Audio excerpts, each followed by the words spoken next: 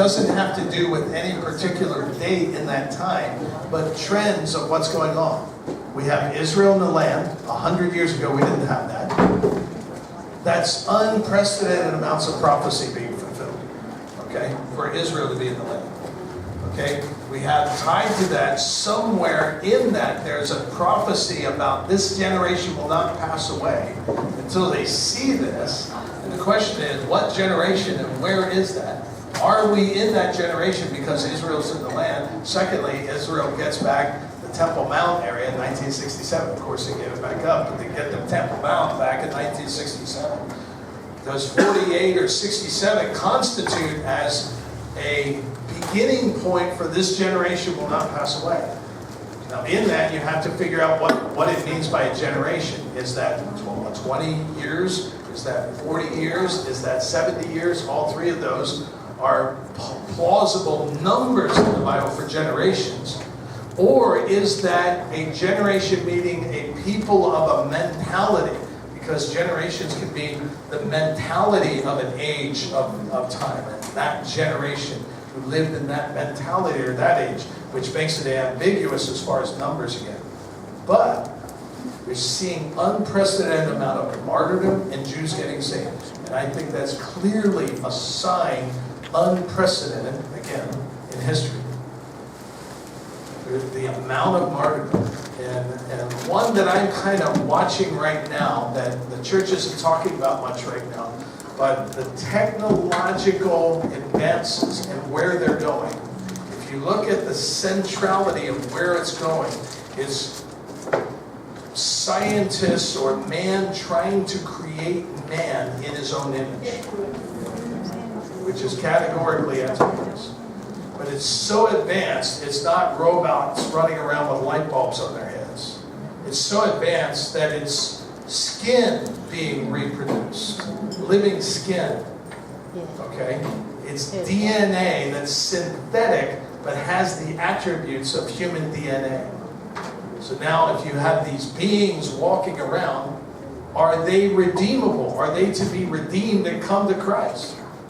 Can you redeem a programmed being that has synthetic DNA? We're about to enter moral dilemmas that the church has never faced and is basically ill-equipped to face without spiritual discernment. We need spiritual discernment, and it's not an intelligence you get from reading all the books. These beings will have more intelligence, book knowledge, than we will have. There's a perception that the singularity, which is a term used in the AI world, artificial intelligence technology world, happens somewhere around 2035. And that means basically human beings from an intellectual standpoint become antiquated because these beings are faster, stronger, more rational in their thinking, more logical in what they're doing, not swayed by emotion, but even can experience emotion, but their programming is not on a single morality basis. So killing for these beings becomes something that's rational or irrational, and that decides whether you kill, not whether it's moral or immoral. The breakdown of morality in the societies of the earth is, to me, an indicator that we're very close. Okay? That the church will not have answers to these questions. And this is what, when you get into the lesbian gay agenda, the argument is a theoretical scientific argument that this is DNA. Well, if it's DNA, then they're not responsible for their behavior because that's the way they were made. Okay? That's basically, you're now moving towards an amoral society. And that's very much what we see in the days of Noah. So we're seeing hybrid beings with this DNA manipulation, DNA changing, synthetic DNA, like unto Nephilim, these kinds of things.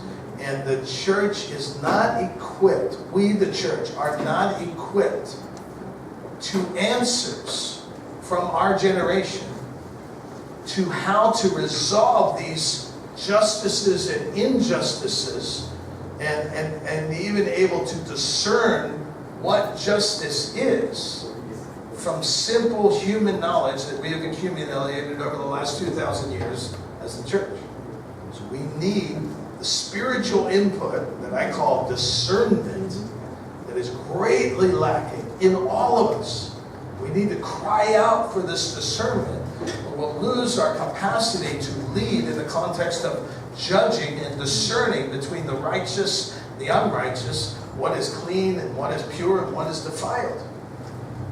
These kinds of things are coming onto the church in a moment. I mean, it's already happening in society, where the lines of morality are getting blurred, and rationalistic thinking, which is actually a pseudo-science religion, is being set up to take over the leadership of societies right now. So we're in a place where the urgency to press in and to move between heaven and this preparation, and on the other side of that happening, or on this side of that happening, is Christ's return. One more sign that I think is not necessarily mentioned in the Bible, but is the birth rates. What abortion has done to the birth rates in the West, and actually in the East and the West, is it's virtually wiped out people groups. A birth rate of 2.0 for family sustains a people group. A birth rate of 1.8 per family in a society antiquates that people group within about 100 years. Unless they do things really fast to have a whole lot of babies. A birth rate of 1.6 is mathematically irreversible in a people group. It can't be recovered. And that people group is destined to be gone in a few decades. So how many nations in the earth, are people groups with lower than that birth rates? Many, many nations, all of Europe, the Americas. I would venture to say Australia, that as a people group, you're disappearing, and many at an irreversible rate. To me, that says either Jesus returns soon, or he's coming back for Jews and Muslims. There's no way else is going to be here, as far as the peoples of the earth. So there's that dimension of it too. Okay? So those are thoughts that I have on that. How fast does God work, and what's that even look like? My goodness, I don't know. All I know is I need discernment to live, get the next generations ready for a day I've never seen before. Jesus' words in Matthew 24 that the last days will be like the days of Noah. And going back and looking at that passage, and then looking at New Testament passages like Jude, I think it's 1 Peter, etc.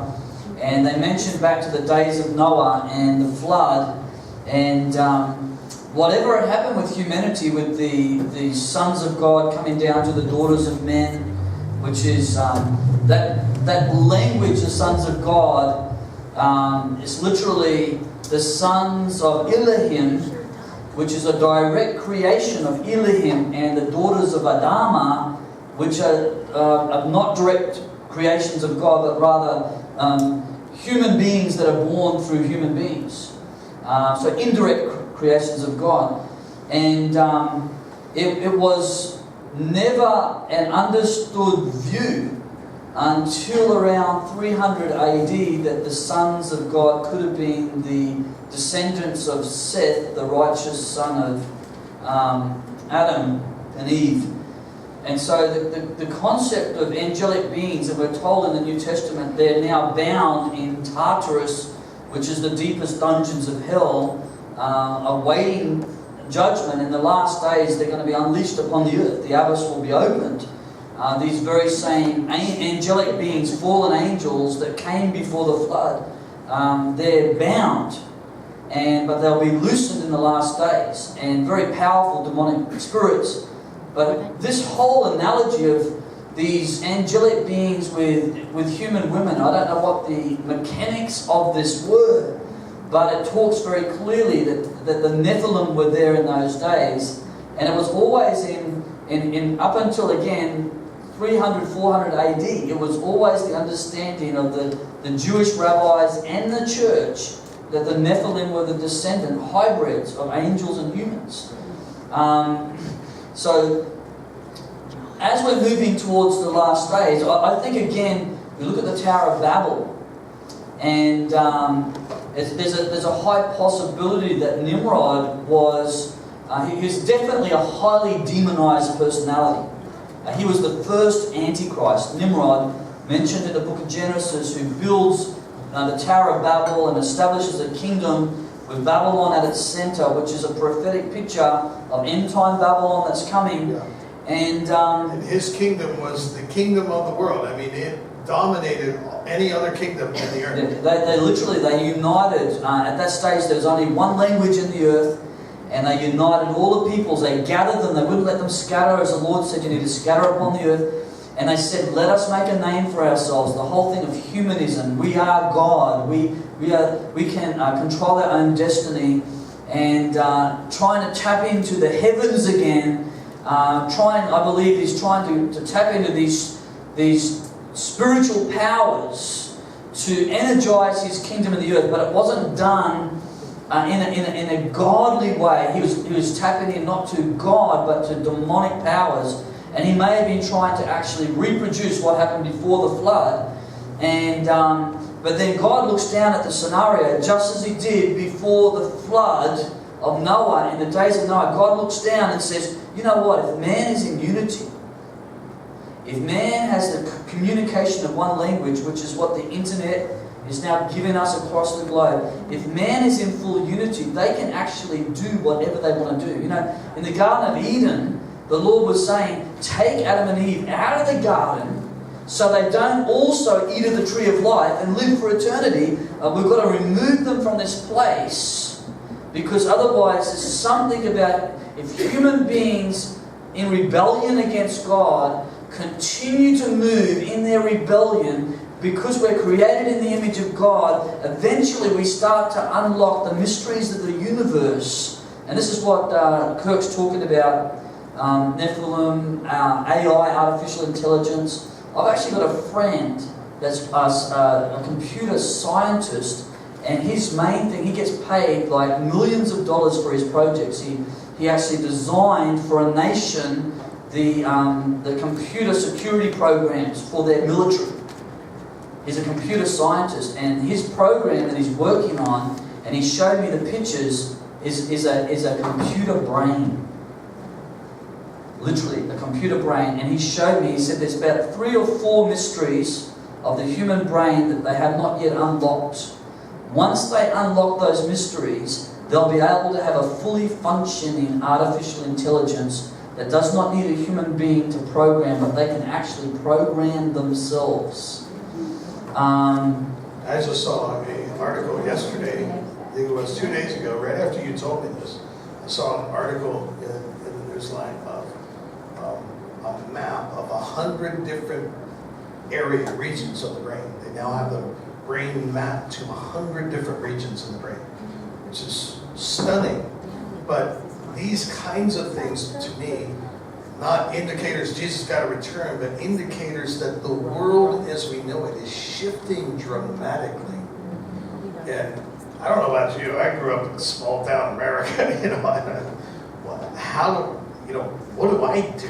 What do I have to do this? And, you know, and God, why are you even telling me these things? What could I possibly do? And I just hear him say, pray for discernment. Pray for discernment.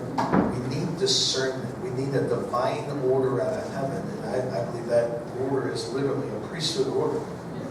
Now, one of the reasons too, talking about this is humanity outside of Christ. And the interesting thing is, my friend's a Christian that's designing this stuff, because he thinks it's going to be awesome. But outside of Christ, in rebellion to God, and we start to tap into these things, where are they going to take those technologies? And what are they going to do with it? But it's not going to end in Sunday school, I guarantee you. And again, the core thing is rebellion against God. We as human beings We'll be our own saviors. We do not need God. We're going to fix the world's problems ourselves. This is this whole Babylonian mindset, and it seems good, but it's not God. It seems good, human beings doing this, but when they're doing it in rebellion or rejection of God, God cannot allow a system like that to function. So, just as it was before the flood, even the Garden of Eden and the flood, and then later Babylon and later Sodom and Gomorrah, there are times that God will have to just come in and intervene because He says, you know what? You're not allowed to go past this point. That's enough. Yeah. And it's one of the reasons for this final 7 years and the severity of it.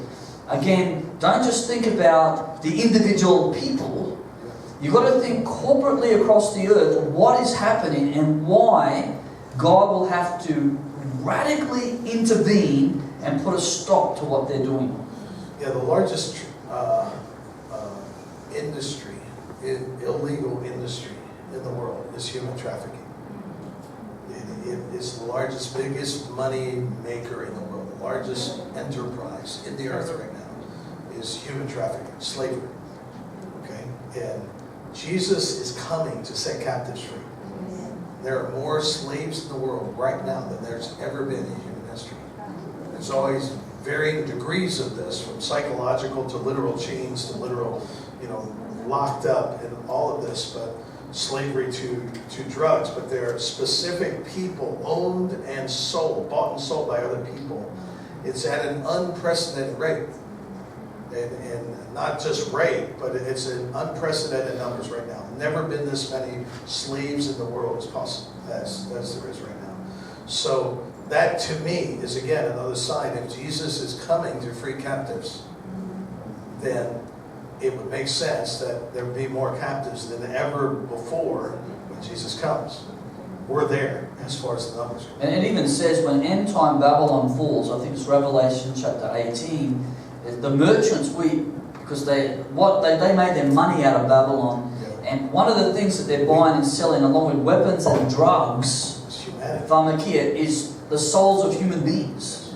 And one of the other great injustices in the earth is where systems are allowing, and it's 50 million babies a year, is it? Yes. So we're looking at 50 million innocent lives every year being terminated through abortion. And so Jesus is coming back to put an end to that. That number, by the way, is 3 babies every 2 seconds right now are aborted. And that's been going on for 30 years. That's the global stat rate, okay? If you took America's stat, it's about 1.6 million a year. If you took that stat and removed it, you would have 48.4 rather than 50 million. If you work that down to the per second rate, it's the same rate, 3 babies every 2 seconds. That's how massive the rate of abortion is. You could stop all American abortions, and it would still be 3 babies every 2 seconds on the planet are being aborted. This is the worst death spirit the earth has ever seen, and it's willful by its people. When God comes and begins to judge, we'll go, God, how could you kill so many people? And He can simply go, how could you kill your own children? How could you keep doing this? And it's being done for convenience and religion. That's why it's being done. If you look at the core, and I investigated this, and we stood and prayed, the Lord pulled back the veil, and we started seeing the religion aspect of this, and this blood, and this use of blood, this use of body parts. And in America, it's just been exposed, these body parts are being sold. And that's a global market. That's not an American market. That is a global market. Now, I don't know about you, but who needs an extra arm for their baby? Where are these parts exactly? There can't be that many amputees of children. So what are these body parts being used for? And you can see some of it in the things of the makeup industry. The makeup industry uses aborted fetal tissue as part of the makeup. And this was exposed 10, 12 years ago, and out of Europe. And you can see aborted fetal tissue. It's called the human diploid cell. It's in most of the inoculations for children. When you get inoculated, you're being inoculated. Part of the content of those inoculations is human diploid cell, which is aborted fetal tissue. Okay, so you have that, and then you've got this whole AI thing and stem cell research and all of this going on with this thing. What is being done? This is a global religion, political and economic combined together. And the bad news is now you know. One of the issues too, Jesus said wickedness will increase until the end, and Daniel mentions that it comes to its fullness. So wickedness increasing, coming to its fullness in the earth. But now the problem is this: most of us have been desensitized to sin. Culturally. Yeah. We do not know, so most of us, and I've met even, leaders in the church, prophets, who think we're not that bad. Society's not that bad. Why would God come in and intervene? You see, if we would study God's definition of sin in relation, we just talked about some things here, human trafficking, abortion, but you look at pornography and how it's taking off, and the whole thing of sexual immorality and adultery taking off, and all of these things. We've been so desensitized to what God defines as sin, we've become used to it to the point that people, and again, God loves homosexual people, amen? Yes, amen. Jesus died on the cross for them, and we want to pray for their salvation, set those captives free. But the sin of homosexuality is an abomination.